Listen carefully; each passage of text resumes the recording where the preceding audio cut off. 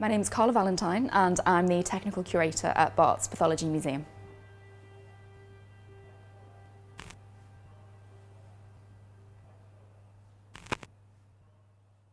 Prior to working in Barts Pathology Museum, I was an Anatomical Pathology Technologist, or APT. It's easier to call us morticians. I think people really are more aware of what a mortician is than an APT. An APT is the assistant to the pathologist, so an APT actually carries out the eviscerations of the deceased during the autopsy. A lot of the time on TV you'll see the pathologist doing that themselves, but it doesn't really happen unless it's a forensic case. So my role was to learn how to take all the organs out, how to do an internal and an external examination, and then how to restore the cadaver or the deceased afterwards. If you see a doctor within 2 weeks of your death and the doctor is sure that it's a natural cause, then you won't need a coronial post-mortem. If you die in hospital, you won't need a coronial post-mortem either, really. But for the most part, everyone will need to have one. The point of the post-mortem is to find out who has died, why they've died, usually where they've died, and it's also to collate the statistics of people's health and any underlying conditions for the World Health Organization. So just because somebody may have jumped in front of a train or they may have hanged themselves and we're obviously sure of the cause of death, they may have done that because they had an underlying cancer or underlying HIV. So those statistics need to be collated so that we know where the money in the National Health Service should go. It's difficult to say in general how long a post-mortem will take because a forensic, for example, can be 8 to 12 hours. A regular coronial, where somebody may have had a heart attack, may be about 45-50 minutes for the actual examination. Of course, the sort of external examination and the reconstruction afterwards will take some more time as well. So I think on average about an hour and a half. The way it starts is that the deceased needs to be weighed and measured. An external form is filled out usually by us, the APTs, where we might notice some bruising, we might make a note of tattoos or scars or anything unusual. And then the pathologist will be called over and they'll have a look and they'll sort of corroborate our findings. Then we'll eviscerate the patient. The pathologist will then go through a specific procedure with the organs. They tend to follow the same pattern every single time so they don't miss anything out, just a standardised method.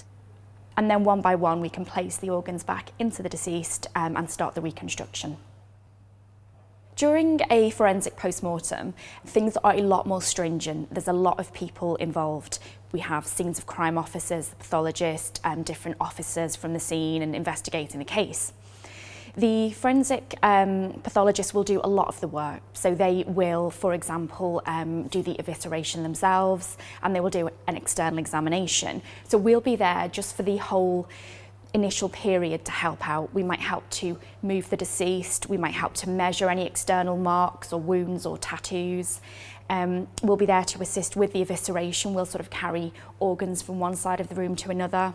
We'll help the SOCOs, scene of crime officers, and the photographers to set up their shots. Once all of the evidence has been amassed, once the sort of very typical specimens have been taken from underneath the fingernails, maybe some hair, and all the organs have been looked at, then we will proceed to do the reconstruction as we normally would.